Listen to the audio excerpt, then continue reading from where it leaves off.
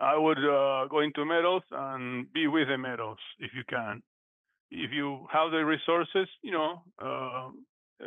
stash it in different locations if you can. If you have land in South America, for example, you have a house there, go ahead.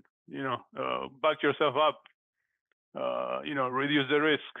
You don't know because I think eventually they're gonna do the same thing they did in 1933. They're gonna start confiscating gold again.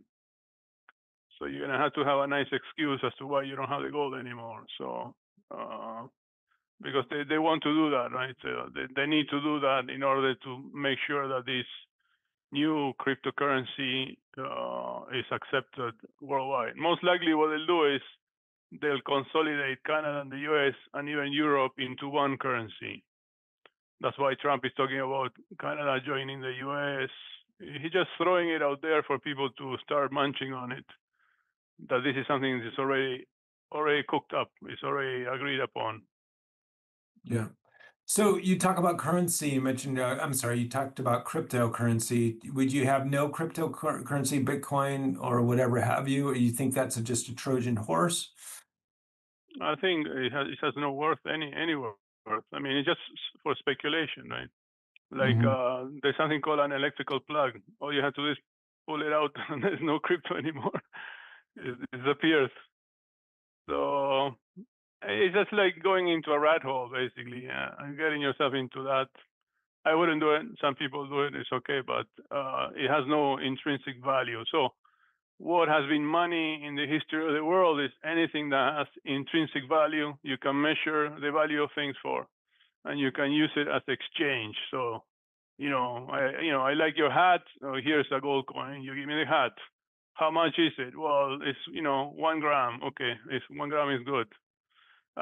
Traditionally, actually, the exchange from silver to gold used to be 10 to 1 for most of history. Sometimes they used to dilute it a little bit up to 15, 17 to 1. Currently, silver is almost what is it, 100 to 1, basically. So it's a good deal right now. And but of course, you need money, cash to operate. You need the banks to operate. You cannot book a hotel without a credit card. So you have to use the system as much as you can in the least amount possible. That's what I'm suggesting. Got it. So you're originally from Argentina. I remember watching, I think it was Argentina. I remember this was years ago, videos about an economic collapse, and it was horrifying. And you basically had people literally running into the store and just taking goods off of shelves. Um, Yeah, is that something, do you see that as a likelihood in the future in both Canada and the US? it's already happening.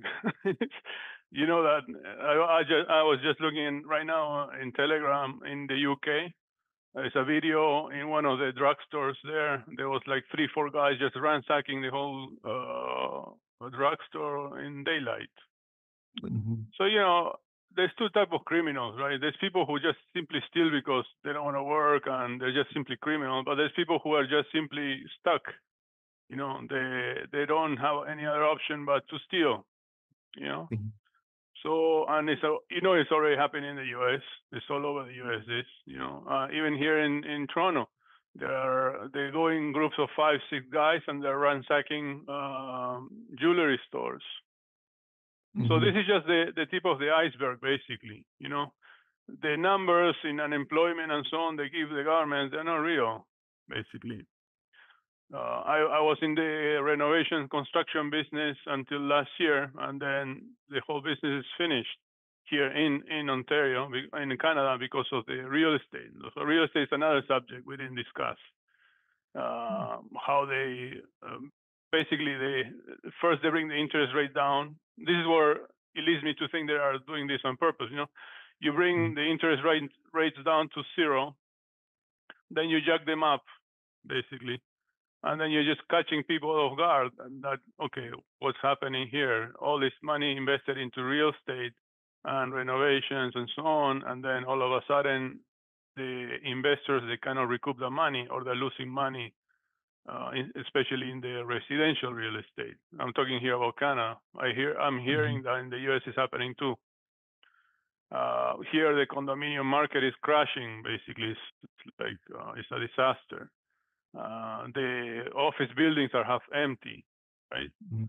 So all of this is not being discussed in the public media, because they want to hold that panic effect, basically. Yeah. Uh, So for the viewers and listeners that can, and this goes out over all the world, what would you recommend doing if you're a resident or you have residency here in the US, or I should say in North America? Would you just go to a rural, that you can relocate to a rural community, or would you go to a different country or jurisdiction outside of the US? I think every person has to decide that. I think the economies in North America are going to undergo a severe downturn, and actually worldwide.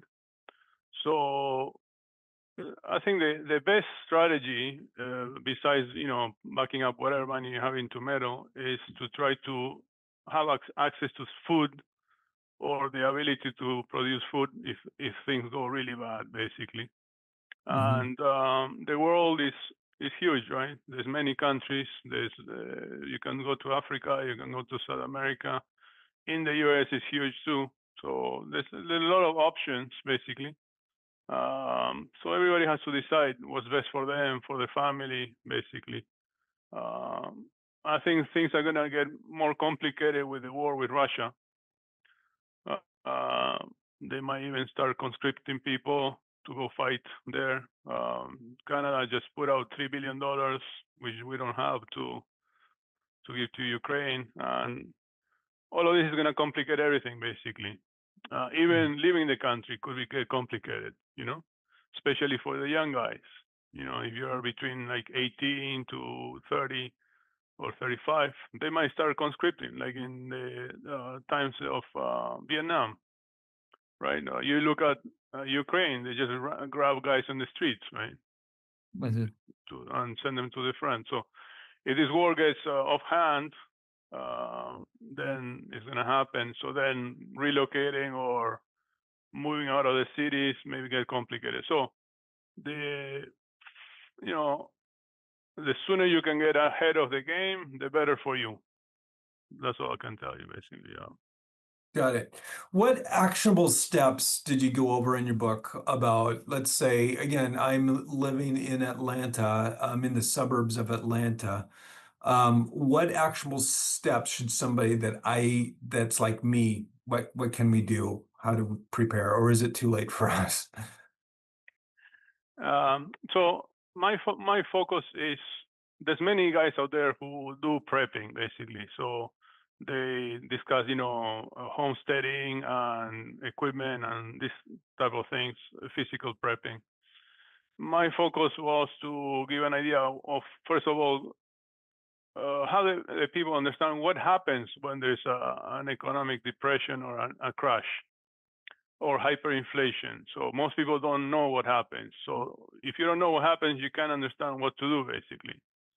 So I divided the book into two sections. One is for individuals, and one is for businesses. So there's a different approach all together, basically. Well, not different, but a different approach. You have to look at different things, basically. So the first thing is, like, try to cut down your expenses. That's the first step that you need to do, and save as much as you can. Restructure debt.